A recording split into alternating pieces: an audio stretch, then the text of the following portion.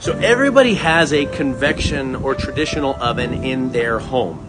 It's limited by the temperature. If you're lucky and you put it on self-clean mode, it locks the door and maybe maxes out at 500 degrees. So having a wood-fired or high-temperature oven outside, whether it's wood or gas, allows you to two things. There's two advantages.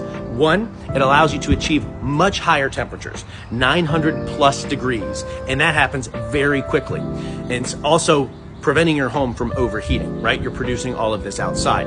Secondly, it's a different type of heat. Whether your convection oven is gas or electric, you have a heat source that is baking from one direction. It's kind of omnidirectional, or if you want, one on the bottom and one on the top, versus a pizza oven or a wood oven radiates that heat from all directions. It circulates the heat. It's coming from a heat source, following along the top of the dome's curvature, hammering down from the top. The stones themselves are radiating as well, so you have uniform radiation of heat for whatever you're baking.